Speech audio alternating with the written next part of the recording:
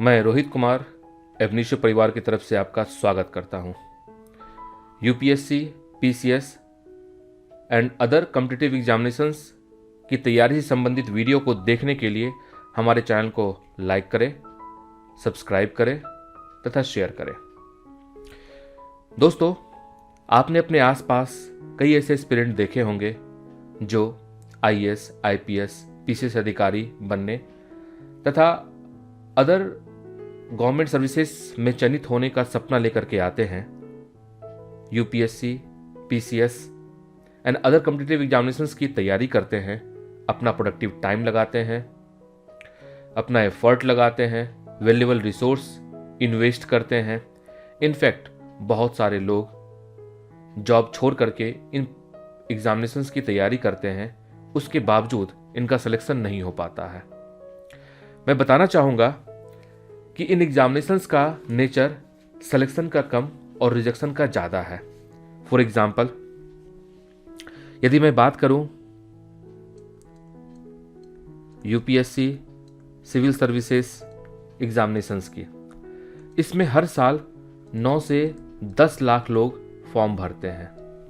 इस out of 9 to 10 lakh people aspirant 4 to 5 lakh aspirant PT देते हैं। पीटी के बाद इनका मेंस होता है, मेंस के बाद इंटरव्यू होता है। इस प्रोसीजर को फॉलो करने के बाद very few hundred aspirant selected list में आ पाते हैं। और अगर इनकी संख्या कही जाए तो डिपेंड्स अपॉन द नोटिफिकेशन और कितनी सीट वैकेंट है, जो देखा जाता है अप्रॉक्सीमेटली 700 to 1300 के बीच में वेरी करती है। सपोज किसी साल 700 वैकेंसी आई थी, 4.5 लाख लोगों ने अगर पीटी दिया है, इसमें से केवल 700 एस्पिरेंट सेलेक्ट हो पाते हैं, तो परसेंटेज की अगर बात की जाए तो इनका परसेंटेज होता है 0.15%। तो दोस्तों, सेलेक्टेड लोगों का परसेंटेज 0.15% है, जबकि नॉट सेलेक्टेड लोगों का परसेंटेज 99.85% है। तो आप देख सकते हैं कि ये जो प्रोसीजर है पीटी, मेंस और इंटरव्यू का, ये सिलेक्शन का कम और रिजेक्शन का प्रोसीजर ज़्यादा है और इस फील्ड में सक्सेस रेट बहुत कम है।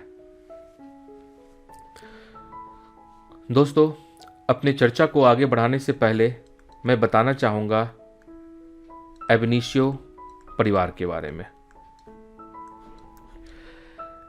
एबनीशियो वर्ड लैटिन वर्ड है जिसका मतलब होता है फ्रॉम द बिगिनिंग।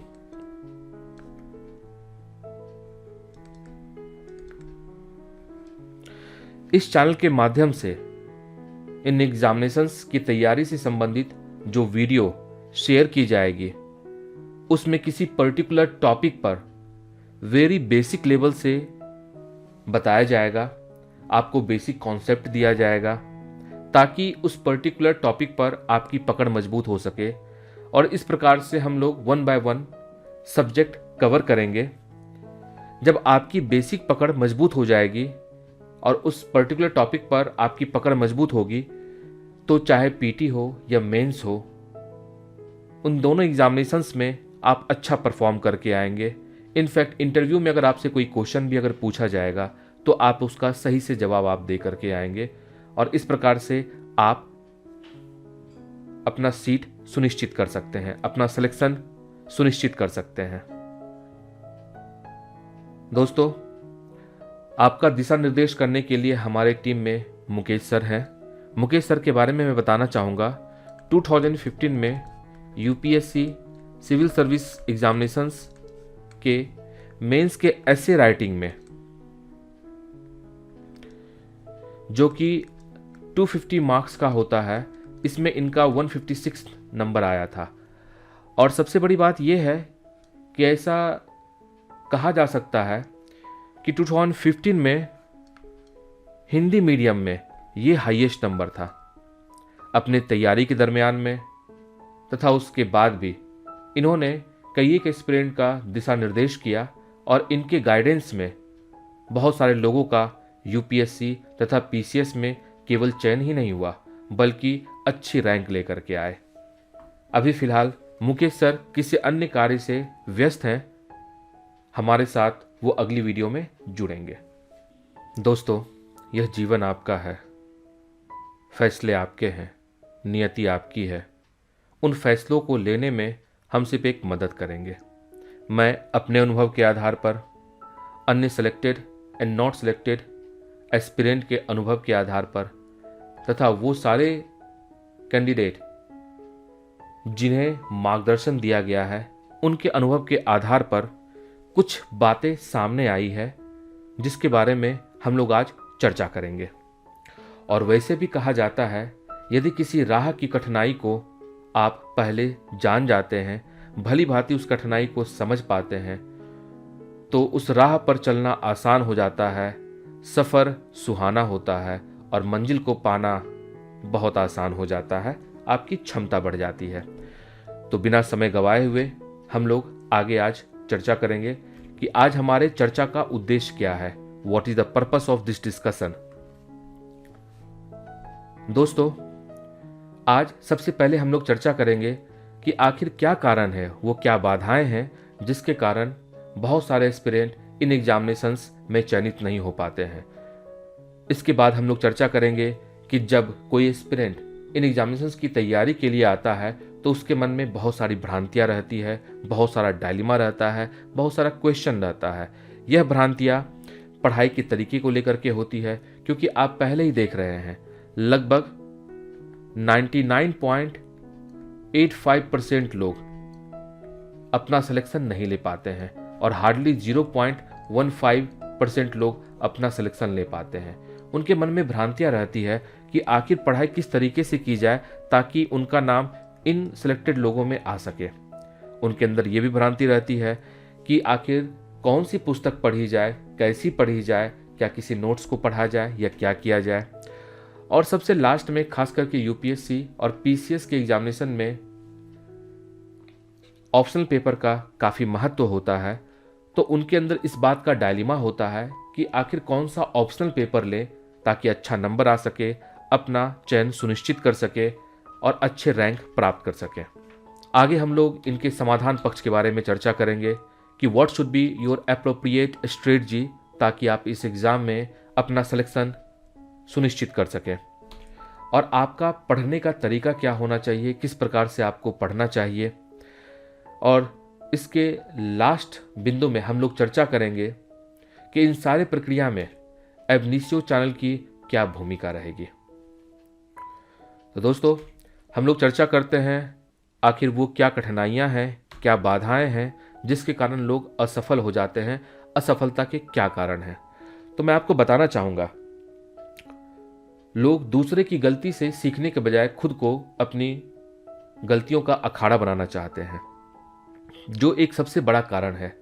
जैसे हम लोग पहले ही चर्चा कर चुके हैं कि इस फील्ड में लगभग 99.85% लोग असफल होते हैं। कुछ कारण रहता है जिसकी वजह से ये लोग असफल होते, कुछ एक कॉमन मिस्टेक्स होता है जो ये लोग करते जाते हैं। जब हम किसी टॉपर्स की बात सुनते हैं या किसी सिलेक्टेड पर्सन की बात अगर हम सुनते हैं तो हमें ये तो पता होता है कि क्या करना चाहिए जिससे हम सफल हो जाएंगे।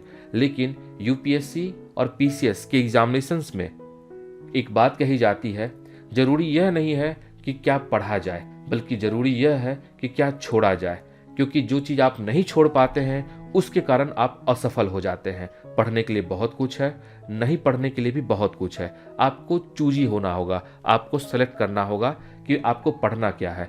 इसी कारण जो आपके आसपास ऐसे असफल लोग हैं, आप उनको वॉच कीजिए, आप उन्हें देखिए, उनसे पूछिए कि आखिर क्या उनके अंदर कमी रह गई है जिसकी वजह से वो असफल हो पाए हैं, बजाय कि उस गलती को हम खुद ही करें। मैं आपको बताना चाहूँगा दोस्तों कि यूपीएससी, पीसीएस, इनका सिलेबस बहुत वास्ट और वेग होता है।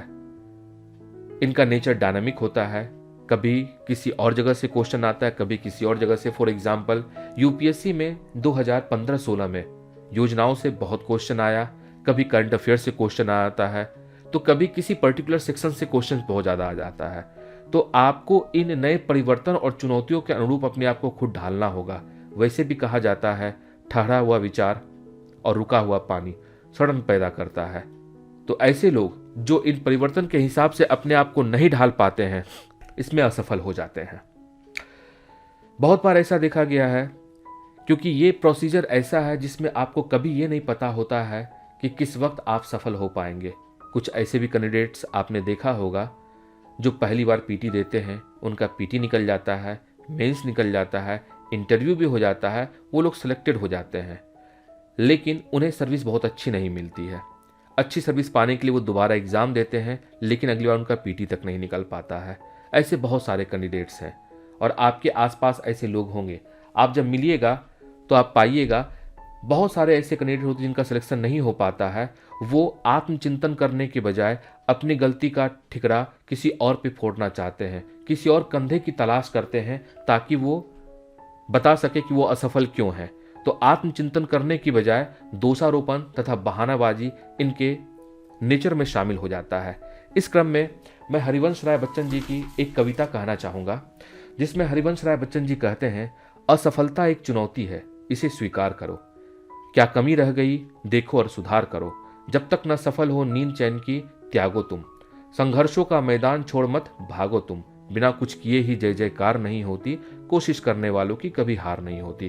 कहने का तात्पर्य यह है कि you have to introspect yourself, you have to take ownership of your responsibility कि कमी आपके अंदर कहाँ है, आखिर किस जगह पर वो कमी हो रही है जिसकी वजह से आपका सिलेक्शन नहीं हो पा रहा है, बजाय कि अपने आसपास के लोगों के ऊपर आप दोषारोपण करें। आत्मचिंतन जरूरी है। असफलता के कारणों में अगर हम लोग चर्चा करें तो ये एक सबसे बड़ा कारण है आज के डेट में। जिस प्रकार से सोशल मीडिया का वर्चस्व बढ़ता जा रहा है, लोगों की चाह बढ़ती जा रही है, इनफैक्ट लोगों के अंदर नशा लत सोशल मीडिया का लगता जा रहा है कि वो लोग अनावश्यक कार्यों और अनावश्यक बातों में अपना टाइम बहुत वेस्ट करते हैं। जैसे मैं आपको बताना चाहूँगा कि एक फेक न्यूज़ आई नहीं व्हाट्सएप पे या फेसबुक पे या फिर किसी और चीज़ पे, किसी भी सोशल मीडिया पर, कि पूरा दिन आदमी उसी फेक न्यूज़ के आसपास इर्द गिर्द मंडराता रहता है और उसके बारे में चर्चा करता रहता है। जबकि बात यह होनी चाहिए, जब आप यूपीएससी या पीसीएस की तैयारी कर रहे हैं तो सुबह से लेकर शाम तक आपके मन में, आपके मन चिंतन में केवल इसी एग्जाम से संबंधित तैयारी की बातें, इससे संबंधित टॉपिक चलना चाहिए, रेदर कि बाकी दूसरे बातों का। सपोज अगर आप यूपीएससी की तैयारी कर रहे हैं और आप एक ऐसे पर्सन से मिल रहे हैं जिनका कोई सरोकार नहीं है यूपीएससी से, वो आपसे किसी और चीज़ों के बारे में बात करेंगे। जब वो किसी और चीज़ के बारे में बात करेंगे उस वक्त आपका माइंड डाइवर्ट होगा। जो चीज़ें आपको नहीं सुननी है आप वो चीज़ें सुनेंगे, आपका टाइम तो वेस्ट होगा ही, साथ ही साथ माइंड आपका उन बातों को ऑक्यूपाई कर लेता है। रदर कि आपका ये होना चाहिए था कि जो आपने पढ़ा है वो बातें आपके दिमाग में घूमनी चाहिए। इनफैक्ट सपोज आप अगर मॉर्निंग में कोई न्यूज़पेपर पढ़ते हैं, न्यूज एनालिसिस आप सुनते हैं, अगर उस चीज़ का आप चर्चा अपने साथ के लोगों के साथ करते हैं या ऐसे लोगों के बीच में करते हैं जो कि सेम लाइक माइंडेड पीपल हैं, जिनकी तैयारी की प्रक्रिया सेम है, तो आप पाएंगे कि दिनों दिन आपके नॉलेज में इन्हेंसमेंट होना चालू हो जाएगा। लेकिन जब हम व्हाट्सएप, फेसबुक, ट्विटर और बाकी सोशल मीडिया पे लग जाते हैं तो एक्चुअली में अपना नुकसान हम खुद कर रहे होते हैं। मुकेश जी के शब्दों में कहें तो कुल्हाड़ी से कपड़ा धोए, राम भरोसे सब कुछ होए। आपने अपने लिए गड्ढा खुद खोदा है और आप दूसरों के ऊपर दोषारोपण कर रहे हैं कि आपके फेलियर के पीछे वो रीज़न है। लेकिन दोस्त, ऐसा नहीं होता है। आपको अपनी जिम्मेदारी खुद समझनी होगी। आपको समझना होगा कि कौन सी बातें आपकी पढ़ाई के लिए ज़रूरी है और कौन सी बातें पढ़ाई के लिए ज़रूरी नहीं है। इसी कारण वैसा अनप्रोडक्टिव टॉक्स या यूजलेस टॉक जिसमें कि आपको कोई फ़ायदा नहीं मिल रहा है, उससे आप बचें। और अक्सर आप देखते होंगे लोग इन चीज़ों से बच नहीं पाते हैं। फेल होने का एक बहुत बड़ा कारण है। बहुत बार ऐसा देखा जाता है कि लोगों को लगता है कि वो तो पढ़ तो लिए हैं, अब उन्हें उस विषय के बारे में पूर्ण जानकारी हो गई है, अब वो एग्जाम में अच्छा कर जाएंगे। लेकिन ऐसा नहीं होता है दोस्त।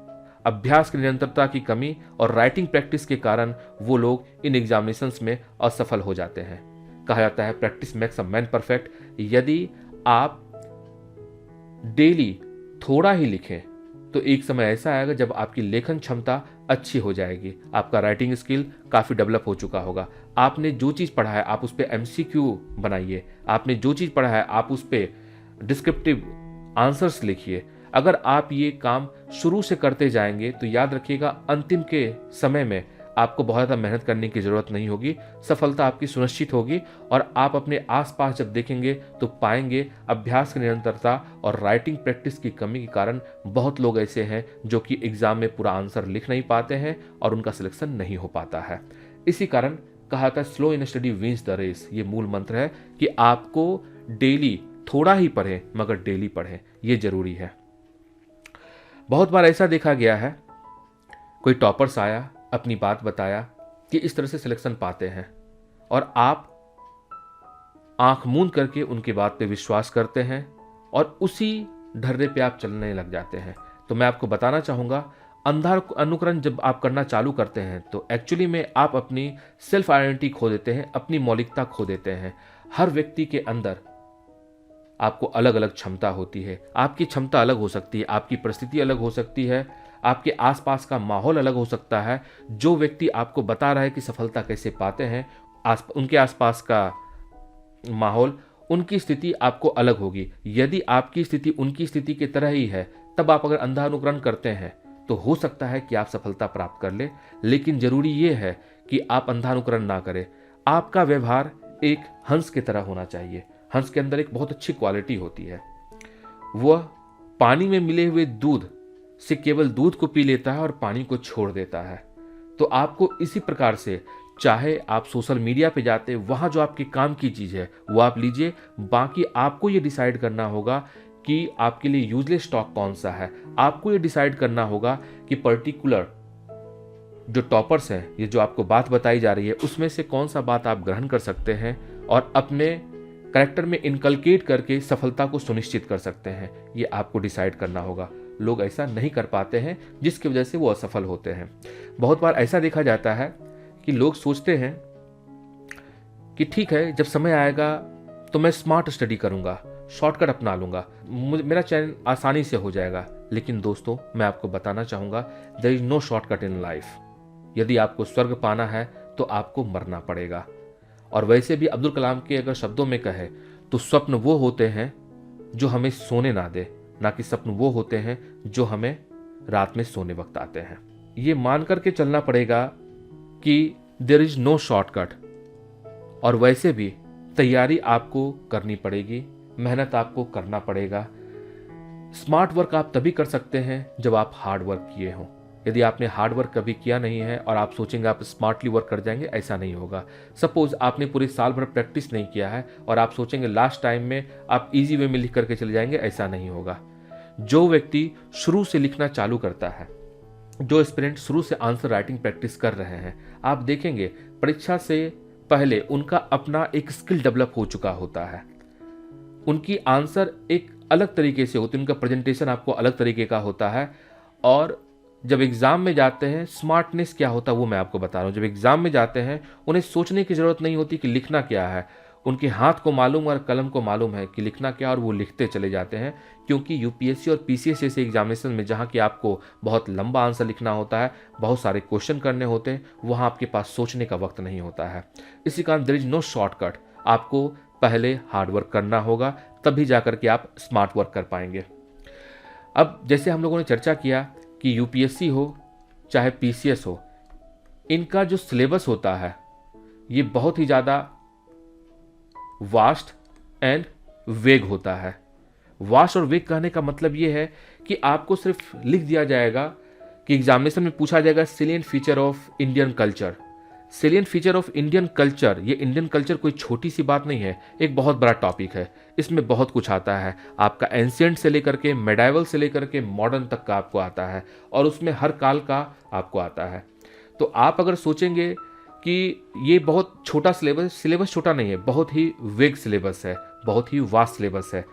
जब हम सही तरीके से स्ट्रेटजी नहीं अपना पाते हैं तो अंतिम टाइम तक हमें लगता है कि हमारी तैयारी पूरी हो नहीं पाई है, और जिसकी वजह से लोग एग्जामिनेशन के अंतिम टाइम में जहाँ पर कि जो अंतिम का 1 से 2 महीना उनका रिवीजन का होता है, उस वक्त वो मार्केट जाते हैं, देखते हैं मार्केट में कौन सी बुक्स चल रही है, कौन सा मटेरियल, नया मटेरियल आया है, या फिर यूट्यूब पे गए कि कौन सा नया वीडियो अपलोड हुआ है, एग्जामिनेशन से पहले देखना है, वो देखना चालू करते हैं और यहाँ वो एक बहुत बड़ी भूल कर देते हैं। इनफैक्ट बहुत सारे लोग ऐसे होते हैं जिनका ये ध्येय रहता है, जिनका ये लक्ष्य रहता है कि वो पूरा का पूरा 100% सिलेबस आपको कंप्लीट करके जाए। बट दोस्तों, मैं आपको बताना चाहूँगा, शायद ही ऐसा कोई एस्पिरेंट होगा जिसकी तैयारी पूरी हो पाती है।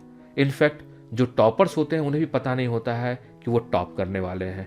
जो सेलेक्टेड होने वाले होते हैं उन्हें ये नहीं पता होता है कि उनकी रैंक एक्चुअली में क्या आने वाली होती है। हो सकता है कि आपने परफॉर्म किया, आप एक गेस करते हैं, लेकिन वो अप्रोप्रिएट होगा ऐसा नहीं हो पाता है। और वैसे भी जब आप जान रहे हैं कि 100% आपको तैयारी नहीं करनी है, जैसे मैं आपको एग्जांपल देना चाहूँगा, यूपीएससी के पीटी में जो पिछले 2-3 साल से ट्रेंड आ रहा है, बिलो 100 या 100 के आसपास अगर आपके अंक हैं पीटी में तो आपका सिलेक्शन मेंस के लिए हो जाता है, जबकि एग्ज़ाम जो हो रहा है वो 200 का हो रहा है। इट मीन्स केवल 50% क्वेश्चन आपने सही किया और आपका पीटी क्लियर हो गया। आपको पूरा नहीं पढ़ना है, बल्कि आपको जो भी पढ़ना है वो इस तरीके से पढ़ना है कि उसमें से गलती की कोई गुंजाइश ना रहे। वैसे भी कहा जाता है, आधी छोड़ पूरी को ध्यावे, आधी मिली न पूरी पावे। वो लोग जो पूरा 100% करने की कोशिश में रहते हैं उन्हें ये 50% भी नहीं मिल पाता है, और जब 50% भी नहीं मिल पाता है तो वो लोग सिलेक्शन से बाहर हो जाते हैं। तो अंतिम समय तक आपको ना तो अध्ययन सामग्री और पुस्तकों का संग्रह नहीं करना है। आप देखेंगे अपने आसपास बहुत सारे स्टूडेंट होंगे, उनके पास बड़ी बड़ी लाइब्रेरी बन चुकी होगी कि वो उनके रूम में आपको लग रहा होगा कि एक अलग ही लाइब्रेरी चालू होगी। आपको लाइब्रेरी बनाने से बचना है। आपके पास जो पुस्तक है उसी पुस्तक को आपको 2 बार 3 बार आपको पढ़ना है, क्योंकि practice makes a man perfect. और ये आपका मूल मंत्र है कि किसी भी चीज़ को आप पढ़ें, प्रैक्टिस करें, उसे कंसोलिडेट करें, ताकि आप उसे बराबर रिवाइज कर सकें। अब जो सबसे अंतिम बात आती है असफलता की। आपने जीएस की तैयारी की, आपने हिस्ट्री अच्छा से पढ़ा, ज्योग्राफी पढ़ा, पॉलिटिकल साइंस पढ़ा, पॉलिटी पढ़ा, आईआर पढ़ा, इकोनॉमिक्स पढ़ा, सारा सब्जेक्ट आपने अच्छे से पढ़ लिया, और उसके बाद आप कंफ्यूज रहते हैं कि ऑप्शनल क्या लिया जाए। आपने एक ऑप्शनल ऐसा ले लिया जो आपके मन का है, रुचिदायक है, सब कुछ है, उसके बावजूद पता चलता है कि उस ऑप्शनल में आपके मार्क्स अच्छे नहीं आ पा रहे हैं, और जब मार्क्स अच्छे नहीं आ पा रहे हैं तो आपका चयन, आपका सिलेक्शन वहीं रुक जाता है। तो वैकल्पिक विषय के महत्व को ना समझ पाना लोगों के अंदर एक बहुत बड़ी भूल होती है। ये वो अवरोध है जिसकी वजह से लोग इस एग्जामिनेशन में सफल नहीं हो पाते हैं। दोस्तों, मैं आपसे एक चर्चा करना चाहूँगा कि आखिर वैकल्पिक विषय का क्या महत्व होता है और कैसे महत्व होता है, इसके बारे में। दोस्तों, मैं आपका ध्यान यूपीएससी के द्वारा जारी किए गए कुछ डेटा की तरफ लेकर के जाना चाहूँगा। सबसे पहले मैं बताना चाहूँगा कि यूपीएससी के एग्जामिनेशन में मेंस 1750 नंबर का होता है, इंटरव्यू 275 नंबर का होता है, और टोटल 2025 मार्क्स में आप कितने मार्क्स लेकर के आए हैं यह आधार बनता है आपके रैंक का। यह आपको डिसाइड करता है, दिस इज डिसाइडिंग फैक्टर, कि आप आईएएस बनेंगे, आईपीएस बनेंगे, आईआरएस बनेंगे या किस सर्विस में आप जाएंगे। तो यूपीएससी के द्वारा जारी किए गए डेटा के बारे में मैं बात करता हूं। आप देख सकते हैं स्क्रीन बोर्ड पे आया है कि जो मेंस आपका होता है 750 नंबर का होता है, जिसमें से केवल 736 मार्क्स अगर आपके आ चुके हैं 2020 में तो आपका चयन इंटरव्यू के लिए होता है। तो आप देख सकते हैं परसेंटेज के हिसाब से अगर मैं बात करूं, ये 50% मार्क्स भी नहीं होता है, 45% के आसपास नंबर है। अगर आपको इतने नंबर आ जाते हैं तो आपका सिलेक्शन इंटरव्यू के लिए हो जाता है, जबकि 944 नंबर अगर आपके आते हैं तो आपका नाम चयनित लोगों में आ जाता है। और अगर देखा जाए टोटल मार्क्स 2025 का है, ये भी 50% आपको नहीं हो पाया। लगभग 45-47% मार्क्स पे आपका सिलेक्शन होता है। अब यदि सपोज आपका 736 मार्क्स आया, आप एलिजिबल हो चुके हैं इंटरव्यू के लिए, आप इंटरव्यू देते हैं, तो दोस्तों ये मान के चलिए कि आपका सिलेक्शन तभी हो पाएगा जब आपके 944 मार्क्स आए होंगे। और ये 944 मार्क्स लाने के लिए आपको इंटरव्यू में 208 नंबर लाना होगा, और 208 नंबर लाना ये आपके हाथ में नहीं है। ऐसे बहुत कम लोग होते हैं जिनकी संख्या रियली बहुत कम होती है। एक आध लोग होते हैं जिनका मार्क्स 208, 209, 211 ऐसा आता है। अगर सपोज आप इतने कॉन्फिडेंट है कि आपका आ भी जाता है, 208 नंबर आ जाता है और आपका सिलेक्शन हो जाता है यूपीएससी में, तो याद रखिएगा आप उस सिलेक्टेड कैंडिडेट के लिस्ट में सबसे लास्ट पायदान में हैं। और जब लास्ट पायदान में और आपका सपना है आईएएस बनने का, तो ये भूल जाइए, क्योंकि ये सपना काफ़ी दूर है। इसके लिए आपको टॉप 100 या टॉप 200 में आपको रैंक लाना होगा। यदि आप जनरल कैटेगरी में हैं तो ही जाकर के आप सोच सकते हैं कि आप आईएएस बन सकते हैं, अदरवाइज आप आईएएस नहीं बन सकते हैं। तो अब आप समझ सकते हैं कि आईएएस बनने के लिए इस इंटरव्यू में आप बहुत ज़्यादा कुछ नहीं कर सकते हैं। ये डिपेंड करता है कि इंटरव्यू के बोर्ड पैनल में लोग कैसे बैठे हैं, आपसे क्वेश्चन क्या किया गया, आप परफॉर्म कैसे कर पा रहे हैं, ये डिपेंड करता है उस पर। ये आपके हाथ में बिल्कुल नहीं होता है। ये सारा का सारा डिपेंड करता है आपके सितारे कैसे हैं, अगर कहा जाए इन शॉर्ट। तो अगर आप कुछ कर सकते हैं वो कर सकते हैं इस मेंस पे। यहाँ आप जितनी बढ़त लेकर के आएंगे, याद रखिएगा आपका सिलेक्शन होने का चांस उतना ज़्यादा होगा।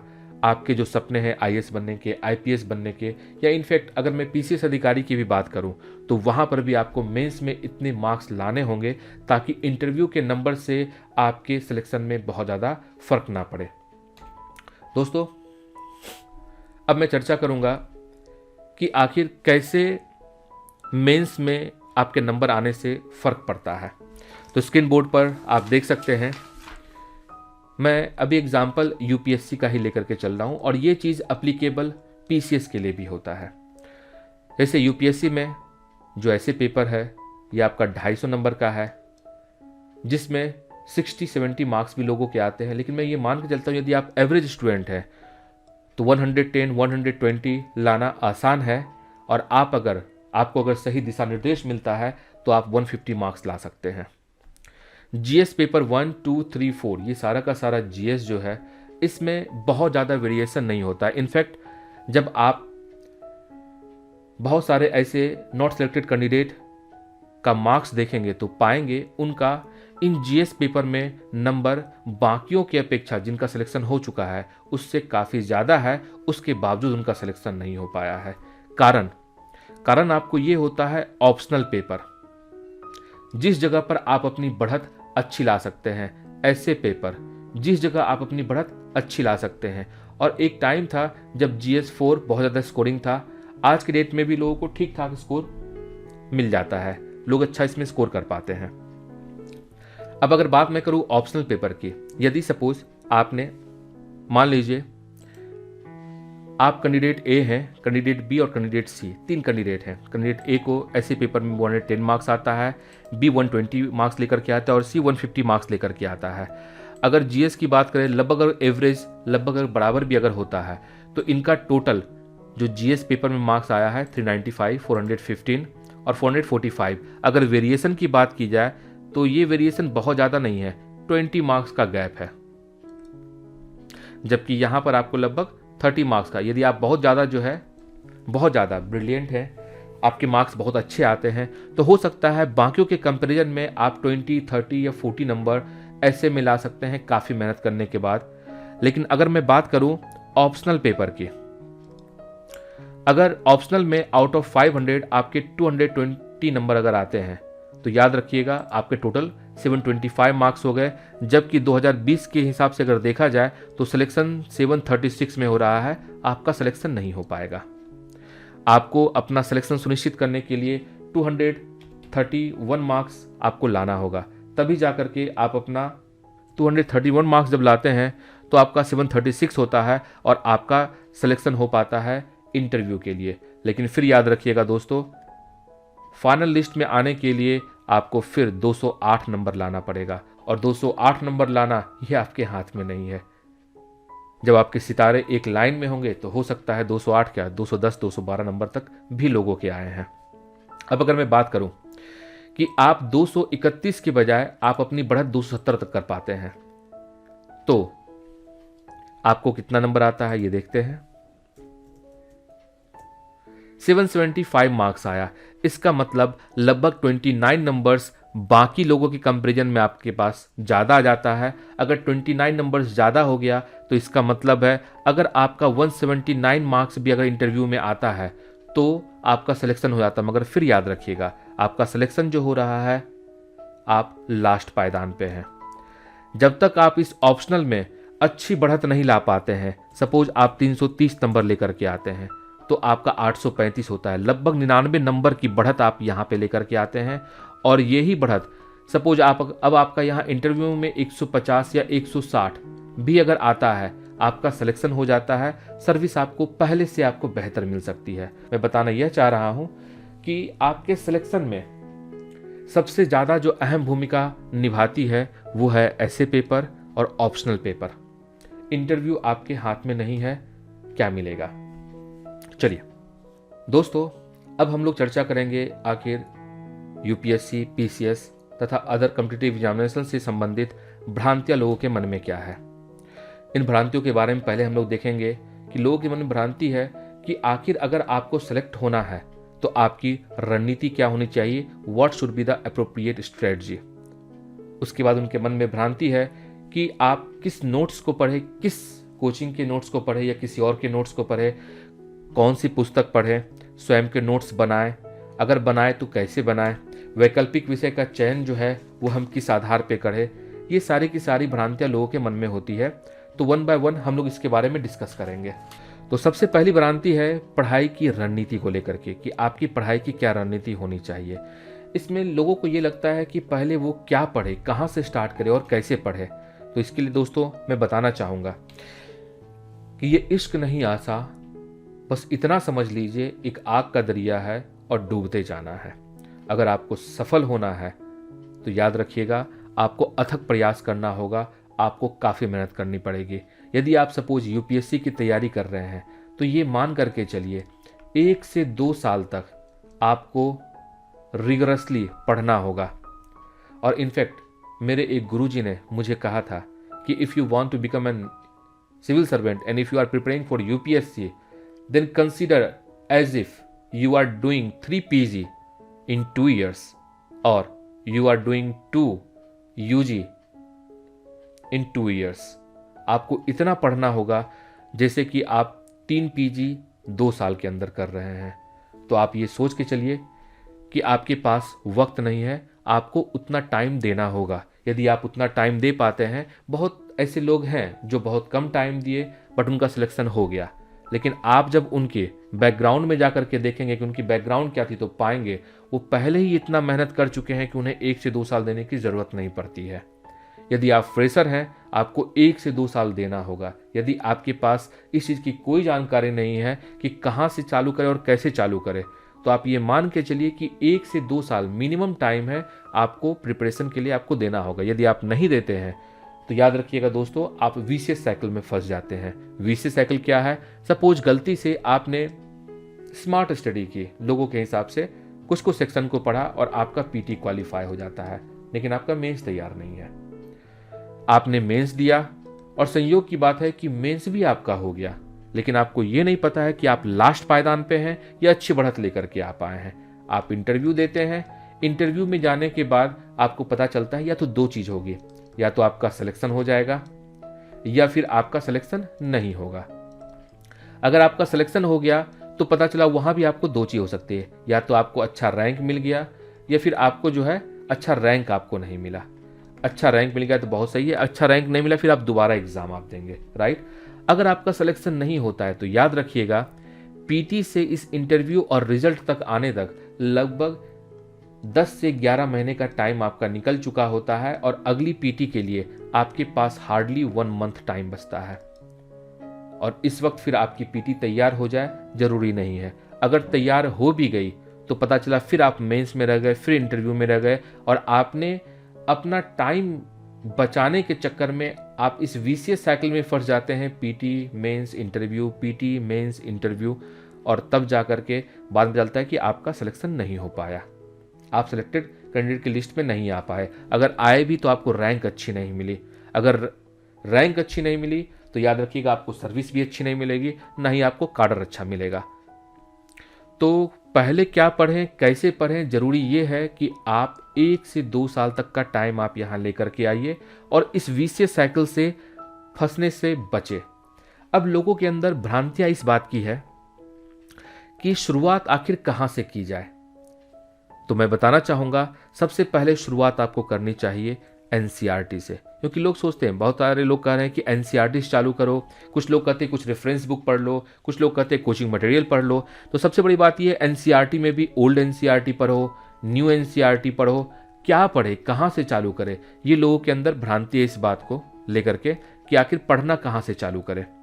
फिर लोगों के अंदर भ्रांति होती है कि क्या किसी कोचिंग संस्था को ज्वाइन करना उचित होगा या खुद से पढ़े, पैसा बहुत लगता है, खर्च बहुत होता है, इतना पैसा खर्च करें तो क्या वहाँ पर आपकी तैयारी पूरी हो पाएगी, या आप सेल्फ स्टडी करें। तो दोस्तों मैं आपको बताना चाहूँगा कहीं पर भी आप ज्वाइन करें या खुद से पढ़ें, ultimately at the end of the day आपको सेल्फ स्टडी करनी पड़ेगी, आपको स्वयं मेहनत करना पड़ेगा। आप सोचेंगे आपके बदले कोई और मेहनत कर देगा, आपको स्पून फीडिंग कर देगा, ऐसा नहीं होगा दोस्तों। आपको पढ़ना खुद होगा। किसी भी जगह जाने के लिए, इनफैक्ट स्वर्ग पाने के लिए आपको खुद ही वहां तक चल के जाना पड़ेगा। इनफैक्ट आपको खाना खाने के लिए अन्न तो मुंह में लेना होगा, उसे चबाना तो स्वयं पड़ेगा, कोई और चबा करके आपके मुंह में तो डाल नहीं सकता है ना। इसी कारण याद रखिए at the end of the day आपको सेल्फ स्टडी करनी होगी। इस रास्ते पे आपको स्वयं चलना होगा, तभी जाकर के आप सफलता प्राप्त कर सकते हैं। अब लोगों के अंदर कंफ्यूजन इस बात का रहता है कि एक दिन में कितने सब्जेक्ट पढ़ें, 1 पढ़ें, 2 पढ़ें। तो मैं आपको बताना चाहूंगा कि यदि आप एक सब्जेक्ट लेकर के चलते हैं तो 4 दिन 5 दिनों के बाद ये मोनोटोनस हो जाता है, थोड़ी सी बोरिंग होने लग जाती है। लेकिन यदि आप एक साथ 2 या 3 सब्जेक्ट लेकर के चलते हैं तो आपकी अंडरस्टैंडिंग अच्छी बनती है, आप समझ पाते हैं कि पढ़ा कैसे जाए। जैसे मैं आपको एग्जांपल देता हूं, आपने ज्योग्राफी, आपने इकोनॉमिक्स, आपने हिस्ट्री, खास करके कल्चर आपने चालू किया, तो होता क्या है आपको ये मालूम होना चाहिए जो पहाड़ी इलाका है और जो मैदानी इलाका है वहाँ की इकोनॉमिकल एक्टिविटीज़ आपको अलग होती है, वहाँ का पहनावा अलग होता है, वहाँ का हिस्ट्री उसी हिसाब से आपको चेंज होता है, वहाँ का कल्चर उसी हिसाब से चेंज होता है, फूड हैबिट आपको चेंज होती है। तो जब आप ज्योग्राफी पढ़ रहे हैं और साथ में आप इकोनॉमिक्स पढ़ रहे हैं तो आपको पता चलता है कि दोनों के बीच में लिंकअप क्या है, कैसे आप जोड़ सकते हैं चीज़ों को, और इस प्रकार से आपकी अंडरस्टैंडिंग बेटर बनती है, आपको पढ़ने में मज़ा आता है, मोनोटोनस नहीं होता है, आपको अच्छा लगता है। और ये एक अच्छा तरीका है जो कई एक लोगों ने अपनाया है। अब लोगों के अंदर कंफ्यूजन आता है कितने घंटे पढ़ें, कैसे पढ़ें। तो मैं आपको बताना चाहूँगा कितने घंटे पढ़ें ये डिपेंड करता है, और ये डिपेंड करता है आप पर कि आपकी ग्रास्पिंग कैपेसिटी कैसी है, आपकी सिटिंग हैबिट कैसी है। क्योंकि कुछ लोग ऐसे होते हैं जो 4 घंटे पढ़ करके पूरे दिन का काम निकाल लेते हैं, कुछ लोग 12 घंटे भी पढ़ लेते हैं, उनका काम नहीं चल पाता है। तो ये डिपेंड करता है कि आप कितना घंटा पढ़े। But at the end of the day matter ये करता है कि your study should be qualitative rather quantitative. बहुत ज़्यादा पढ़े ये ज़रूरी नहीं है, बल्कि ज़रूरी ये है कि जो पढ़े वो आपको ऐसा पढ़े कि हमें याद रहे। क्वालिटी मैटर करता है, ना कि क्वांटिटी। तो कितने घंटे पढ़े मतलब नहीं है, मतलब बस इस चीज़ का है कि अगर 4 घंटे ही डेली पढ़ रहे हैं, 5 घंटे ही पढ़ रहे हैं, 10 घंटे ही पढ़ रहे हैं, जो भी पढ़ें वो डेली पढ़ें, और जो भी पढ़ें कंसंट्रेट होकर के पढ़ें, तब जाकर के उस समय का आप सदुपयोग कर पाइएगा। अब लोगों के अंदर कन्फ्यूजन होता है रिवीजन कैसे करें, क्योंकि आपको ये मालूम होना चाहिए इस एग्जामिनेशन का सक्सेस मंत्र है revision. Revision is the key to success. और रिवीजन करने के लिए ज़रूरी है कि चीज़ें आपके पास कंसोलिडेटेड रूप में होनी चाहिए, ताकि रिवाइज करना आसान हो जाए। तो रिवीजन कब करें और कैसे करें, ये कन्फ्यूजन है लोगों के अंदर। तो इसके बारे में आपको बताना चाहूँगा कि अगर आपको जो भी रिवाइज करना है, आपने दिन भर में जितना कुछ पढ़ा है, लास्ट में सोने से 1 घंटा पहले का टाइम आप निकालिए रिवीजन का। क्योंकि जब आप सोने से 1 घंटा पहले पूरे दिन में आपने क्या किया है उसको आप रिवाइज करते हैं, तो ना चाहते हुए भी आप अपने अवचेतन मन को एक खुराक दे रहे होते हैं। आपको पता नहीं चलता है और वो चीज़ें आपके अवचेतन मन में, सबकॉन्शियस माइंड में पहुंच चुकी होती है, जिससे कि जब सपोज एग्जाम में आपके सामने ऐसा क्वेश्चन आता है, आपको पता भी नहीं है कि ये कैसे, बट आप उसका आंसर दे पाते हैं क्योंकि चीज़ें आपके सबकॉन्शियस माइंड में जा चुकी है। रिवीजन करना आपका आसान हो जाता है, यादाश्त आपकी मजबूत होती है। तो इसी कारण रात में सोने से पहले आप इसे रिवाइज करें जो आपने पूरे दिन भर में पढ़ा है। अगले दिन जब आप उस सब्जेक्ट को उठाते हैं तो जो आपने पढ़ा पिछले दिन उसे आप देखिए। उसे देखने में हार्डली आपका लगेगा हाफ एन आवर, लेकिन याद रखिए आपने सेकेंड रिवीजन कर लिया। अब इसके बाद आफ्टर 7 डेज, मतलब 7th डे, आप संडे को रिवीजन का टाइम रखिए। उस दिन आप उस चीज़ को रिवाइज कीजिए, तो आपको इसे रिवाइज करने में हार्डली 15 मिनट लगेगा। देन उसके बाद 14th डे आप इसका रिवीजन कीजिए, मुश्किल से 10 मिनट लगेगा। और एंड ऑफ द मंथ आप इसे रखें रिवाइज करने के लिए, तो 5 से 7 मिनट आप यूं चैप्टर पलटते जाएंगे और चीज़ें रिवाइज होती जाएगी, क्योंकि आप अभी तक उसी चीज़ को 5 से 6 बार देख चुके हैं। ये रिवाइज करने का सबसे अच्छा तरीका है।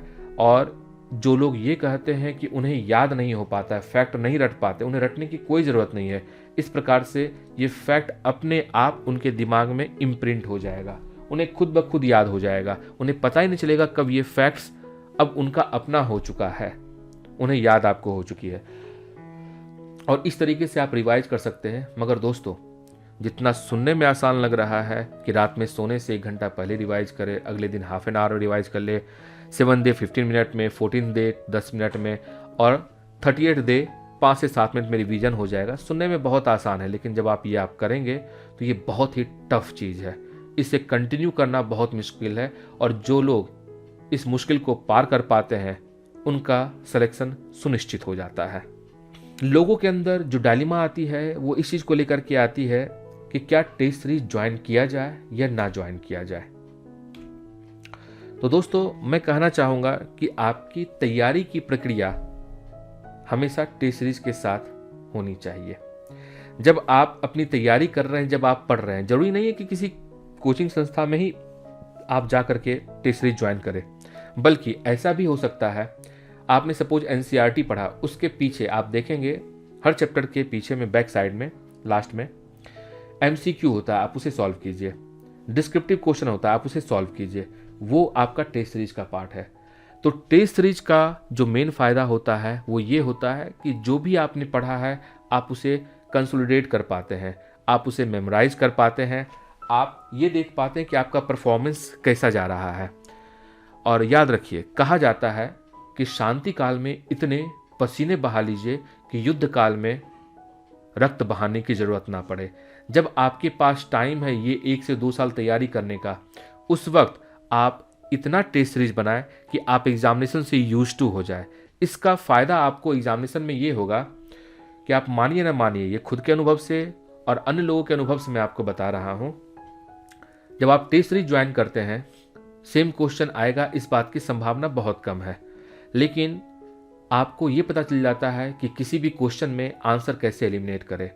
आपको ये पता चल जाता है, जो लोग कहते हैं कि तुक्का लगाना, तुक्का कुछ नहीं होता है, वो भी साइंटिफिक आपका होता है कि किस प्रकार से हम आंसर को एलिमिनेट करें, कैसे हम 4 में से 2 आंसर पे आ जाएं, और इसमें से अप्रोप्रिएट आंसर क्या होगा।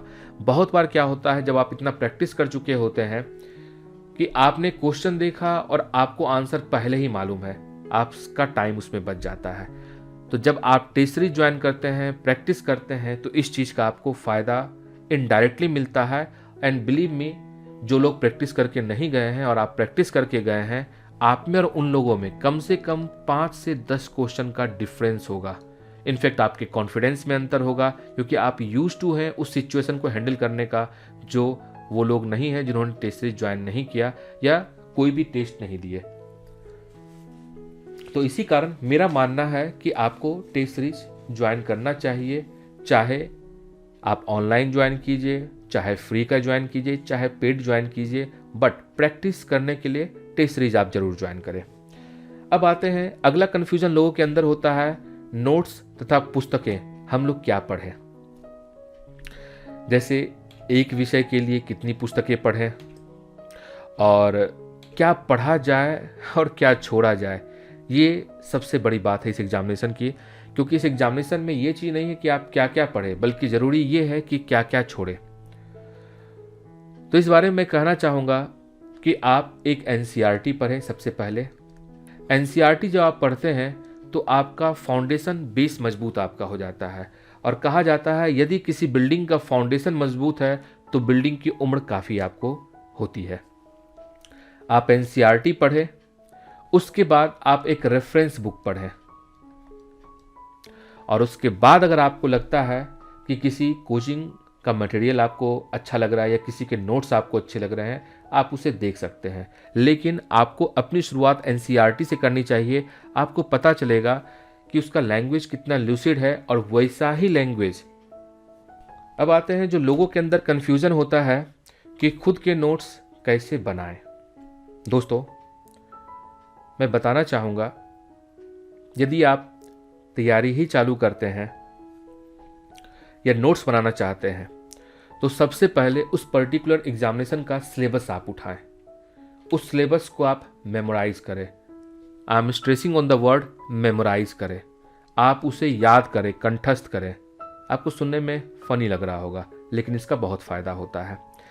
जब आप किसी भी सिलेबस को मेमोराइज करते हैं और उसके बाद आप किसी बुक को पढ़ रहे होते हैं तो आपका ध्यान उन्हीं पॉइंट्स पे जाता है जो सिलेबस से रिलेटेड था। आप उन्हीं चीज़ों को ग्रहण करते हैं और उन्हीं चीज़ों पे ज़्यादा स्ट्रेस डालते हैं। आपकी प्रवृत्ति अब उस हंस की तरह हो गई है जिसका ध्यान दूध पीने में है, ना कि पानी पीने में। तो आप आराम से उन मोती को चुन पाते हैं अपने लिए और अपनी सफलता सुनिश्चित कर पाते हैं।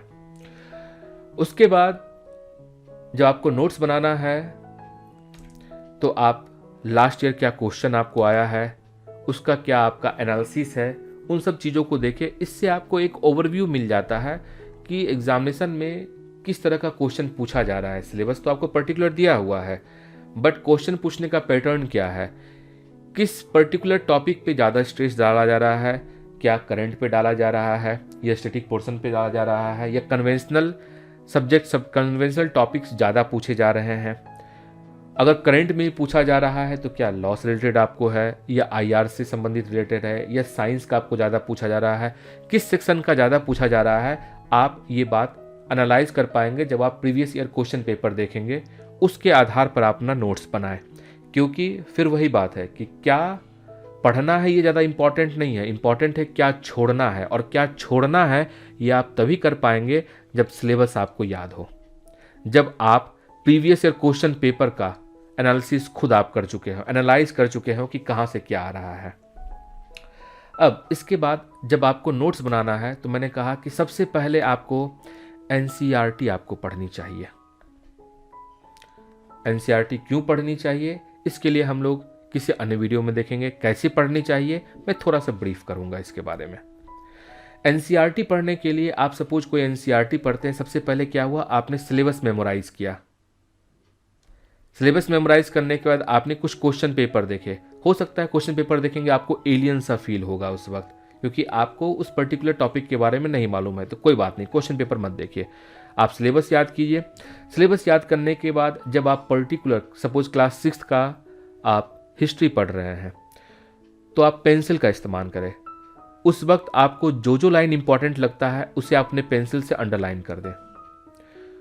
सेकेंड रीडिंग जब आप उसका दे रहे हो तो पेन का इस्तेमाल कीजिए। उस वक्त आप देखेंगे जितना आपने पेंसिल से मार्क किया है उससे बहुत कम आप पेन से मार्क कर रहे हैं। एंड थर्ड टाइम जब आप उसे रीडिंग देंगे तो तब तक आपके पास उस चैप्टर में क्या क्या कंटेंट है ये पता चल चुका है, सिलेबस आपको मालूम है।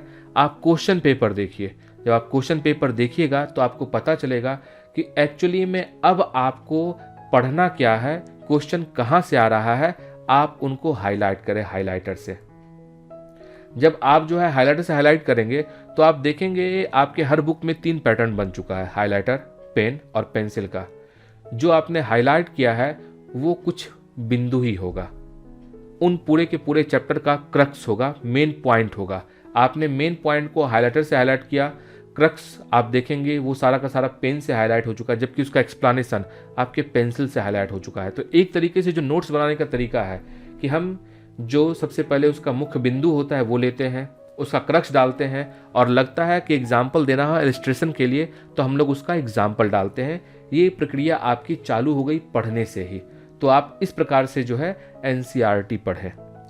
उसके बाद जब आप रेफरेंस बुक लेते हैं तो ऑब्वियसली उस रेफरेंस बुक में सिलेबस के हिसाब से और क्वेश्चन के हिसाब से ही आपको दिया रहता है। आप उसमें से मुख्य चीज़ें अपना निकालें और अपने नोट्स में आप उसे मिलाएं। तो आपको क्या करना है, एनसीईआरटी पढ़ना है, रेफरेंस बुक पढ़ना है, सबसे पहले सिलेबस याद करना है, उसके बाद प्रीवियस ईयर क्वेश्चन पेपर देखना है। इस प्रकार से आपका जो है होना चाहिए नोट्स बनने का प्रक्रिया। जब भी आप नोट्स बनाएं उसमें दोनों तरफ साइड आप छोड़ दें, और ये साइड लगभग 40% आप मार्जिन छोड़ें, 16% में आप लिखें। इस 40% मार्जिन का आपको क्या यूज़ होगा मैं बता रहा हूँ। जब मान लीजिए आप कोई ऐसा सब्जेक्ट पढ़ रहे हैं जिसका नेचर स्टैटिक है, स्टैटिक का मतलब सिलेबस उसका ज़्यादा चेंज नहीं होता, डायनेमिक का मतलब सिलेबस उसका समय के हिसाब से, अपडेट के हिसाब से चेंज होता जाता है। अगर उसका सिलेबस स्टैटिक है, आपने अपना नोट्स बनाया, मेन पॉइंट्स लिखा, अब आप क्या कीजिएगा, इस 40% हिस्सा में पॉइंट वाइज जो उस पूरे पेज का निचोड़ है आप लिखेंगे, जो मुश्किल से 3 या 4 पॉइंट होगा, या 4 या 5 पॉइंट होगा। ऐसे करके आप हर पेज पे लिखेंगे। इसका फ़ायदा आपको जब आप मेंस एग्जामिनेशन दे रहे होंगे तब होगा, क्योंकि उस वक्त पूरे का पूरा सिलेबस आपको रिवाइज करने का ना तो ज़्यादा वक्त होता है, और सिलेबस इतना ह्यूज होता है कि आप पूरा रिवाइज नहीं कर सकते हैं। उस वक्त आप इन्हीं पॉइंट्स का रिवीजन करेंगे और आपका सारा का सारा मैटर रिवाइज होगा। कहीं पर आपको कन्फ्यूजन लगा, आप वहाँ पढ़ लिए। तो ज़रूरी ये है कि आप इस हिस्से को छोड़ें 40% के आसपास, और ये मैं बता रहा हूँ स्टैटिक के लिए। यदि किसी पर्टिकुलर सब्जेक्ट का नेचर डायनामिक है, लाइक मैं एग्जांपल लेता हूँ आईआर का। आईआर का आपको मालूम है, या फिर साइंस का मैं लेता हूँ, या इकोनॉमिक्स का ही मैं लेता हूँ, जो आपके इंडियन इकोनॉमी है वो आपको टाइम टू टाइम बदलते रहती है, अपडेट आपको आते रहते हैं। उसमें आपको कम से कम 50% आपको जगह छोड़ना होगा, दोनों तरफ हाशिया। पहला एक जगह तो आपका बुलेट पॉइंट्स के लिए होगा, एंड सेकेंड जो जगह आप छोड़ेंगे वो वहाँ अपडेट के लिए छोड़ेंगे। तो अपडेट और बुलेट पॉइंट्स दोनों आपका हो जाएगा। इससे आपको कोई दूसरा पेज, दूसरा नोट्स नहीं बनाना होगा। और कोशिश कीजिए जब भी आप अपना नोट्स बनाएं तो लूज शीट में बनाएं, रेदर की किसी कॉपी में बनाने के। बाद में अगर आपका मन करे तो आप उसका बाइंडिंग करवा सकते हैं। तो आपसे दोस्तों मैंने चर्चा किया है कि नोट्स बनाने के लिए ज़रूरी है जब आप नोट्स बनाएं तो आप हाशिया छोड़ें, दोनों साइड में जगह छोड़ें। अगर आपका स्टैटिक है तो 40%, यदि आपका डायनेमिक है तो अप्रॉक्सीमेटली 50%, वहाँ आप बुलेट नोट्स बनाएं। बुलेट नोट्स बनाने के बाद आपके अंदर एक आदत होनी चाहिए फ्लो चार्ट बनाने की भी। फ्लो चार्ट का आपका यूज़ क्या होता है मैं आपको बताऊंगा। जब आप मेंस आंसर राइटिंग कर रहे होते हैं या मेंस आप एग्ज़ाम दे रहे होते हैं, एग्ज़ामिनर जब आपकी कॉपी देखता है तो उसके पास इतना वक्त नहीं होता है और आपकी इकलौती कॉपी नहीं होती जिसे वो चेक करे। और बिलीव मी, सबसे ज़्यादा मुश्किल का काम होता है कॉपी चेक करना। लेकिन आपके अंदर वो हुनर होना चाहिए कि आपकी कॉपी चेक करने को एग्जामिनर मजबूर हो जाए। और जिस वक्त आपकी कॉपी एग्जामिनर पढ़ लिया, आपने अच्छा लिखा है, बिलीव मी आपके मार्क्स अच्छे आएंगे, आपका रैंक अच्छा आएगा, जो आपका सपना होगा वो साकार हो पाएगा। तो अब आखिर हम किस प्रकार से अपने आंसर राइटिंग में उस चीज़ को लेकर के आ सकते हैं। एक छोटा सा मैं टॉपिक लेता हूँ। जैसे अभी आपको मालूम है 2021 में सरोगेसी बिल पास हुआ है। सरोगेसी टॉपिक आ गया है आपका लिखने के लिए, सरोगेसी पे आपको लिखना है। मैं यूपीएससी के हिसाब से बोल रहा हूँ, यही चीज़ एप्लीकेबल हर चीज़ पे आपका होता है, चाहे पीसीएस हो या फिर बाकी एग्ज़ाम हो। तो सरोगेसी के टॉपिक पर आ गया आपके पास लिखने के लिए, ऐसे या कोई भी चीज़। तो हम चालू करते हैं अपने जीएस पेपर 1 से। जीएस पेपर 1 आपको मालूम है जीएस पेपर 1 में क्या है, सबसे पहले हिस्ट्री। तो हम चर्चा करेंगे कि आखिर क्या सरोगेसी पहले थी, अगर थी तो इसका हिस्टोरिकल बैकग्राउंड क्या है। उस हिस्टोरिकल बैकग्राउंड के बारे में सबसे पहले चर्चा कर देंगे, ये हमारी होगी भूमिका। उसके बाद हम लोग देखेंगे, अगला है हमारा ज्योग्राफी, कि ये सरोगेसी के लिए कौन सा ज्योग्राफिकल लोकेशन ज़्यादा सुटेबल है, कहाँ लोग ज़्यादा जाना पसंद करते हैं। इसके बाद हम लोग चर्चा करेंगे सोसाइटी की सोशियोलॉजिकल एस्पेक्ट से कि आखिर उस सोसाइटी में इसका क्या इम्पैक्ट पड़ रहा है जिस जगह पे सरोगेसी की बात की जा रही है। इससे हमारे आसपास के लोगों की सोच क्या बनती है, लोग क्या सोचते हैं उसके बारे में, तो सोसाइटल पॉइंट ऑफ व्यू से हम लोग देखेंगे। तो ये हो गया हमारा GS1 का। अब आगे बात करते हैं हम लोग GS2। GS2 में क्या है हमारा, सबसे पहले कॉन्स्टिट्यूशन। तो क्या हमारे कॉन्स्टिट्यूशन में ऐसा कोई प्रोविज़न है जो कि प्रोटेक्ट कर सके सरोगेसी को या उनके राइट्स को? क्या ऐसा कोई लॉ बना हुआ है? क्या ऐसा कोई एक्ट आया है? अगर आया है तो हम उसके एफिकेसी को, उसके बाकी चीज़ों को हम लोग चेक करेंगे। देन उसके बाद हम लोग देखते हैं, आता है GS2 में IR, इंटरनेशनल रिलेशन। जब मान लीजिए सरोगेसी बिल आप पास करें और आपके यहाँ सरोगेसी जैसी चीज़ें चल रही है, तो इसका आपका इंटरनेशनल रिलेशन पे क्या इम्पैक्ट पड़ता है, बाकी कंट्रीज़ के साथ आपका कैसा कोऑर्डिनेशन होता है, किस प्रकार से आपके संबंध बनते हैं, इसके बारे में हम लोग चर्चा करेंगे। देन उसके बाद हम लोग चर्चा करेंगे कि आखिर इससे पब्लिक ऑर्डर पे क्या फ़र्क पड़ता है पब्लिक एडमिनिस्ट्रेशन के तहत से, कि इसको हम लोग एडमिनिस्टर आपको किस तरीके से करें। देन आते हैं हम लोग GS पेपर। जरूरी नहीं है कि GS के हर पेपर को आप टच करें या फिर हर सब्जेक्ट को आप टच करें, लेकिन जहां पर आपको लगता है कि टच कर सकते हैं तो उस तरह से आप टच करते हुए निकल सकते हैं। अब आते हैं GS पेपर 3 में, तो अपना आता है इकोनॉमी आता है कि इकोनॉमिक। अब आते हैं, बात करते हैं इकोनॉमिकल पॉइंट ऑफ व्यू से सरोगेसी का क्या इंपॉर्टेंस है, क्या भारत जैसा अल्प विकसित देश को क्या इकोनॉमिकल बेनिफिट हो पाएगा, अगर इकोनॉमिकल बेनिफिट हो पाएगा तो क्या हो पाएगा, कितना हो पाएगा, इसके बारे में हम लोग देखेंगे, लिखेंगे। देन उसके बाद हम लोग देखेंगे साइंस एंड टेक्नोलॉजी। क्या साइंस एंड टेक्नोलॉजी इतना डेवलप कर चुका है कि इससे उस पर्टिकुलर फीमेल के बॉडी पे पड़ने वाले प्रभाव पे क्या आपको असर पड़ेगा, इस चीज़ के बारे में हम लोग देखेंगे। या इससे संबंधित हमको क्या क्या चीज़ करना चाहिए, हम लोगों को क्या क्या चीज़ करना चाहिए, क्या साइंटिफिक नया इनोवेशंस इस चीज़ में आया है, क्या चीज़ हम लोग ले करके आ सकते हैं, इसके बारे में चर्चा करेंगे। देन हम लोग बात करेंगे इंटरनल सिक्योरिटी की। तो आपको मालूम है कि जब सरोगेसी के लिए अलग अलग कंट्रीज से लोग आ रहे हैं, तो हो सकता है कि कुछ ऐसे कंट्रीज से भी लोग आए या इन्फिल्ट्रेशन आपका जो है होना चालू हो जाए, तो ज़रूरी है कि हमारे इंटरनल सिक्योरिटी के ऊपर एक थ्रेट हो सकता है। तो उस चीज़ से बचने के लिए हम लोग क्या क्या चीज़ कर सकते हैं, हम लोग उस पॉइंट ऑफ व्यू से वहाँ पे आपको लिख सकते हैं। देन लास्ट में जो हम लोग देखेंगे हमारा आता है GS पेपर 4। और GS पेपर 4 क्या है हमारा, एथिक्स मोरालिटी, इसके बारे में हम लोग चर्चा करते हैं। तो हम लोग चर्चा करेंगे सरोगेसी बिल जैसे चीज़ों को जब हम लेकर के आते हैं, हमारे समाज में सरोगेसी से चीज़ आता है तो इससे लोगों के मोराल पे क्या फ़र्क पड़ता है, इसको हम लोग किस तरीके से देखते हैं, और एक्चुअली में ये एथिकल पॉइंट ऑफ व्यू से जब उसके बारे में हम लोग चर्चा करेंगे तो यही आपका निष्कर्ष हो जाएगा। तो हम लोग देख रहे हैं कि हिस्ट्री से जहां हम लोग चालू किए, ये हमारा इंट्रोडक्शन हो गया उस पर्टिकुलर टॉपिक पे, तो वहीं GS4 पे आकर के हम लोग निष्कर्ष पे पहुंच जाते हैं।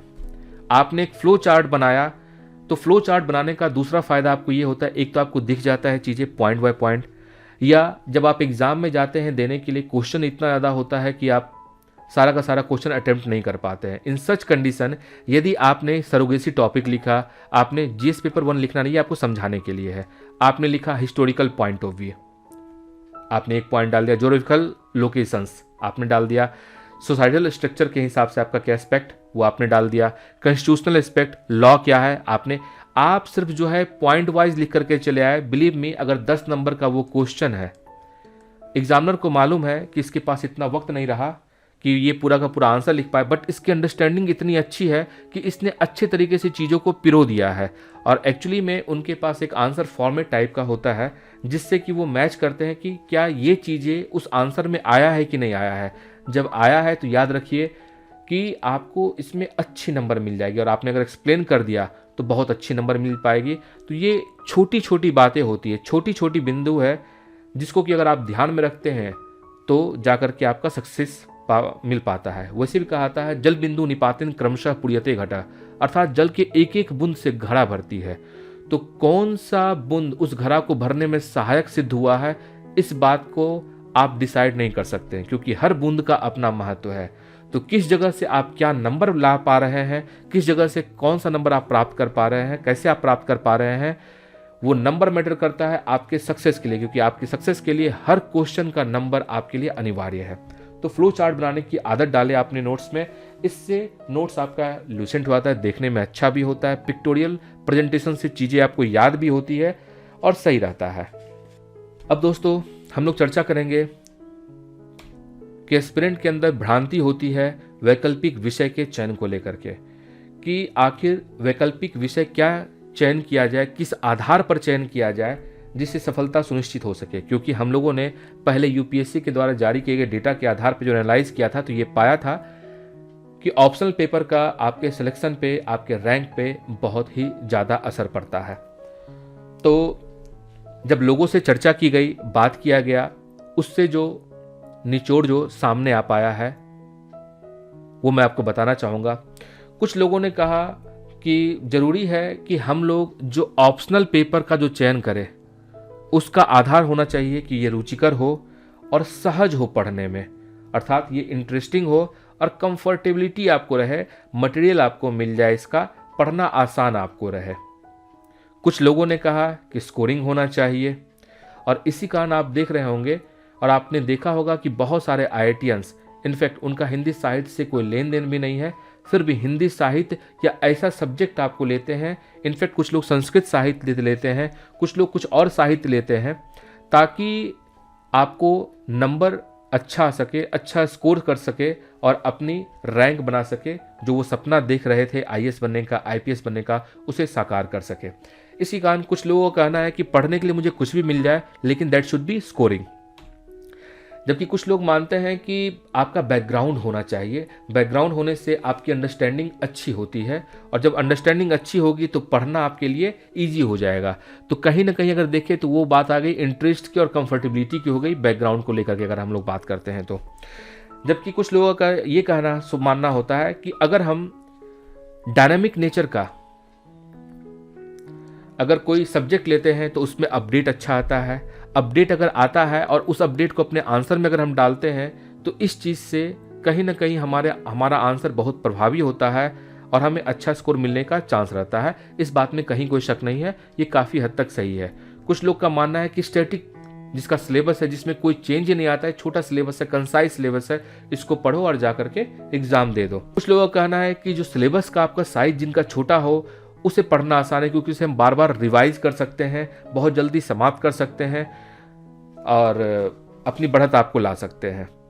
जबकि कुछ लोगों का मानना है कि जो ऑप्शनल पेपर का सिलेक्शन जो होना चाहिए वो लाभ और सहबद्धता के आधार पर होना चाहिए, अर्थात benefit and correlation with other section of GS and ऐसे पेपर, कि अगर मान लीजिए आपने एक ऐसा पेपर लिया है जिसका कि जीएस में भी आपको हेल्प मिल गया, सपोज आपने पॉलिटिकल साइंस आपने लिया ऑप्शनल पेपर, तो जीएस पेपर 2 सारा का सारा पॉलिटिकल साइंस है, आपका कवर हो जाएगा। या आपने ऐसा लिया जिससे कि आपको ऐसे में हेल्प मिल जाए, तो ऐसे पेपर को लेने से लोगों का मेहनत कम पड़ेगा, लोग ये सोच करके इस आधार पे अपने ऑप्शन पेपर को चयन करते हैं। जबकि कुछ लोगों का मानना है कि विषय का चयन ऐसा हो जो पढ़ने में आसान हो, जिसे रटना ना पड़े, जिसे खुद से पढ़ा जा सके। इनफैक्ट कुछ लोग का ये मानना है कि ऐसा सब्जेक्ट हो जिस पे कि आपका मीडियम के बेसिस पे कोई डिस्क्रिमिनेशन ना हो। अभी आज के डेट में आप देख रहे होंगे हिंदी मीडियम बनाम इंग्लिश मीडियम बहुत ज़्यादा चर्चा में है कि हिंदी मीडियम के लोगों का सिलेक्शन कम हो रहा है, इंग्लिश मीडियम के लोगों का सिलेक्शन ज़्यादा हो रहा है, डिस्क्रिमिनेशन हो रहा है। तो मैं ऐसा ऑप्शन नहीं लूँगा जिस पे आपका डिस्क्रिमिनेशन आपका हो। तो इन सारे क्राइटेरिया पे चर्चा करने के बाद जो मेन निचोड़ सामने आया है दैट इज स्कोरिंग। अगर मान लीजिए आपने लाभ और सहबद्धता को देखा, आपने ऐसा सब्जेक्ट लिया जो पढ़ने में बहुत आसान है, जिसको आप खुद से पढ़ सकते हैं, या फिर ऐसा सब्जेक्ट लिया जिसके पीछे जिसका कि आपका बैकग्राउंड है, जिसमें आपका इंटरेस्ट है, कंफर्टेबिलिटी है, जिसका नेचर थोड़ा डायनामिक है, या फिर आपका स्टैटिक है, जिसका सिलेबस बहुत छोटा है, लेकिन यदि आपका स्कोर अच्छा नहीं हो पाता है तो दोस्तों ये याद रखिए कि सिलेक्टेड कैंडिडेट के लिस्ट में आपका नाम नहीं आ पाता और आप इस प्रकार से अपना एक साल, एक कीमती साल वेस्ट कर देते हैं।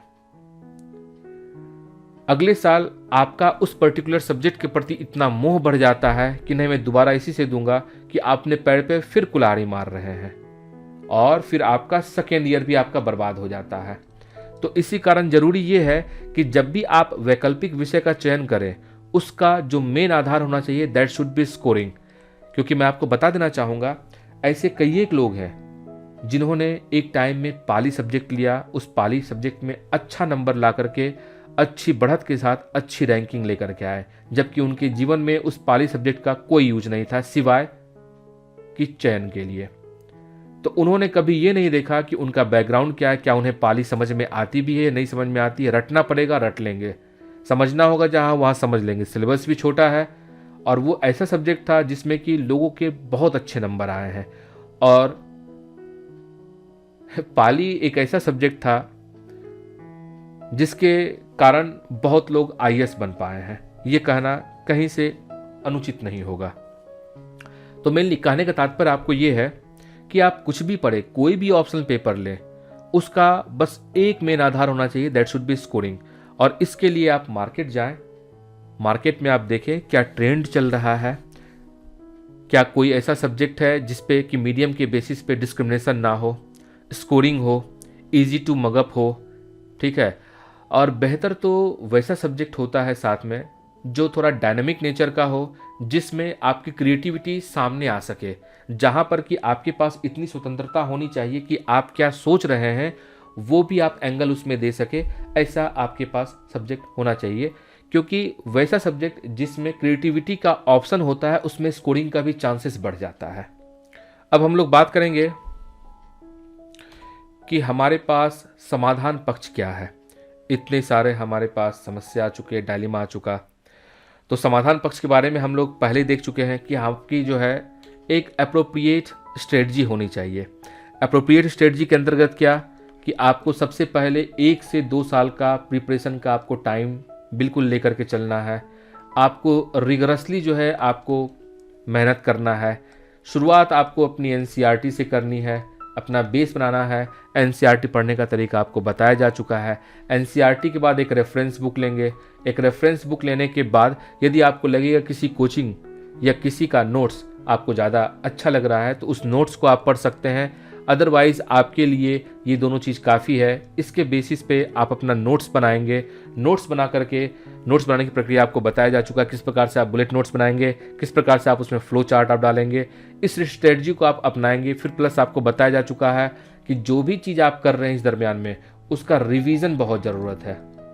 अगर आप रिवीजन कर पाते हैं तो याद रखिएगा it is the key to success. अब लोग जो है आते हैं तैयारी की प्रक्रिया के लिए, तो उन्हें लगता है कि क्या पहले वो लोग पीटी की तैयारी कर लें, मेंस की तैयारी कर लें, या पीटी और मेंस की दोनों की तैयारी एक साथ आपको होगी। तो दोस्तों मैं आपको बताना चाहूँगा पीटी, मेंस और इंटरव्यू इसकी कोई अलग अलग तैयारी नहीं होती है। जो आप कंप्रीहेंसिवली मेंस के लिए पढ़ रहे हैं उसी में से ऑब्जेक्टिव पीटी के लिए आता है। और इनफैक्ट इंटरव्यू में आपकी पर्सनालिटी देखी जाती है, क्योंकि वो पहले ही आपका नॉलेज पीटी और मेंस के लेवल पे चेक कर चुके हैं। फिर भी कहीं कहीं यदि आपसे आपके नॉलेज को चेक करने के लिए क्वेश्चन पूछा जाता है तो आपने किसी भी पर्टिकुलर टॉपिक पे इतनी अच्छे से पढ़ाई की है कि आप उसका जवाब भली भांति दे पाते हैं। आपके अंदर एक कॉन्फिडेंस आता है जो आप अच्छे से पढ़ करके जाते हैं, आपकी पर्सनालिटी बिल्डअप होती है। तो पीटी, मेंस और इंटरव्यू की तैयारी कोई अलग नहीं है, बल्कि ये तैयारी की प्रक्रिया ही शुरू से आपको एक साथ है। अच्छा, अब एक बात मैं आपको बताना चाहूँगा। आपको लगता होगा कि हर कोई कहता है एनसीईआरटी पढ़ो, आपको कहता है एक रेफरेंस बुक पढ़ो, आपको कहता है ये पढ़ो, सिलेबस इतना वास्ट, आखिर इतना पढ़ाते क्यों है? पढ़ना ज़्यादा इम्पॉर्टेंट नहीं है, इम्पॉर्टेंट है उसे कंसोलिडेट करना। जब आप अधिकारी बनते हैं, ऑफिसर बनते हैं, ऑफिस में जाते हैं तो आपके पास मोटी मोटी फाइलें आती हैं। तो शुरू से आपके अंदर इन एनसीईआरटी को पढ़ाने के माध्यम से, नोट्स बनाने के माध्यम से या रेफरेंस बुक पढ़ाने के माध्यम से शुरू से आपके अंदर इस चीज़ को इनकलकेट किया जाता है कि आपकी पढ़ने की आदत बन सके, पहली बात। दूसरी बात, उस चीज़ को पढ़ने के बाद जब आप नोट्स बनाते हैं तो आपको ये पता चल जाता है कि नोटिंग क्या करना है, किस प्रकार से उस मैटर को पढ़ने के बाद आप उसका क्रक्स निकाल सके ताकि आप उस पर काम कर सके। तो एक्चुअली में सिविल सर्वेंट बनने से पहले ही जिस दिन आपने एनसीईआरटी पढ़ना चालू किया, इसके लिए इस तैयारी में आप आए, तो वेरी फर्स्ट डे से आपका प्रोबेशन पीरियड चालू हो चुका है, आपकी ट्रेनिंग चालू हो चुकी है। और एक्चुअली में ये ट्रेनिंग का ही पार्ट है जो कि आप जा करके परफॉर्म करने वाले हैं अपने ऑफिस में।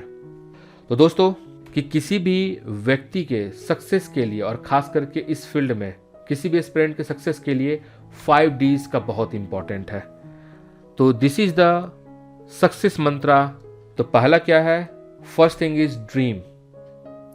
आपके सपने होने चाहिए, आपके आंखों में वो विजुलाइजेशन होना चाहिए कि जब आप एक IAS बन रहे हैं, IPS बन रहे हैं, PCS अधिकारी बन रहे हैं या किसी गवर्नमेंट सर्विस में जा रहे हैं, तो आप वहाँ कैसे काम करेंगे, आप वहाँ पे क्या करेंगे। सपोज कुछ लोग आपको सोशल सर्विस के लिए जाना चाहते हैं, तो आपके अंदर एक ड्रीम होना चाहिए, एक रूपरेखा तैयार होनी चाहिए कि एक्चुअली में आप कैसे काम करना चाह रहे हैं, क्या काम करना चाह रहे हैं। जिस वक्त आपके अंदर वो ड्रीम आ गई, जैसे कुछ लोगों के अंदर ड्रीम होता है मुझे लाल बत्ती में बैठना है, वो विजुलाइज करते हैं उस पावर को। कुछ लोग विजुलाइज करते हैं कि मैं उस रिस्पॉन्सिबिलिटी के साथ काम करूंगा कि समाज के छोटे तबके के लोगों को मैं बेनिफिट दे पाऊं। तो अब जब आपका ड्रीम क्लियर हो चुका है, आपका विजन क्लियर हो चुका है, तो जरूरी है उस ड्रीम को पाने के लिए डायरेक्शन आपको मिले कि आखिर किस तरीके से, किस रास्ते पे चल करके आप अपने उस ड्रीम को पा सकते हैं। तो आपने ड्रीम देखा और आपको रास्ता मालूम है, तो उसके बाद आपके अंदर आता है डेडिकेशन। आपको बहुत डेडिकेटेड होकर के काम करना पड़ेगा। जरूरी ये है कि आपके ड्रीम है, डायरेक्शन है, डेडिकेशन भी है, लेकिन सबसे जो अहम चीज़ है दैट इज डिसिप्लिन। अगर आप डिसिप्लिन हैं, आप डेली पढ़ेंगे। अगर आप पढ़ रहे हैं 4 घंटा ही, मगर डेली पढ़िए। अगर आप लिखने की प्रैक्टिस कर रहे हैं एक क्वेश्चन, तो आप डेली लिखिए। ये डिसिप्लिन आपके अंदर होना चाहिए, एक आपका डिसिप्लिन लाइफ होना चाहिए, और उसी डिसिप्लिन के आधार पर आप आगे बढ़ सकते हैं। वैसे भी कहा जाता है कि शासन करने के लिए अनुशासन का होना अनिवार्य है। First you have to be discipline, तभी जा करके आप सक्सेस पा पाएंगे। इसके बाद आपके पास ड्रीम है, डेडिकेशन है, डायरेक्शन है, आप डिसिप्लिन है, तो याद रखिएगा किसी भी लक्ष्य को पाने के लिए आपके पास डेडलाइन होना चाहिए। जैसे आप कोई पर्टिकुलर चैप्टर पढ़ते हैं, अपना समय निर्धारित कीजिए कि मुझे इस डेडलाइन तक में इस पर्टिकुलर सब्जेक्ट को या इस पर्टिकुलर टॉपिक को समाप्त करना है। लेकिन जब भी आप अपना लक्ष्य बनाएं, तो वो लक्ष्य ऐसा नहीं होना चाहिए जो कि लगे कि इससे आप पा नहीं सकते हैं। लक्ष्य कभी भी आप बनाइए वैसा जो फिजिबल हो, जो अचीवेबल हो। अनरियलिस्टिक कभी भी एम, टारगेट नहीं बनाना चाहिए।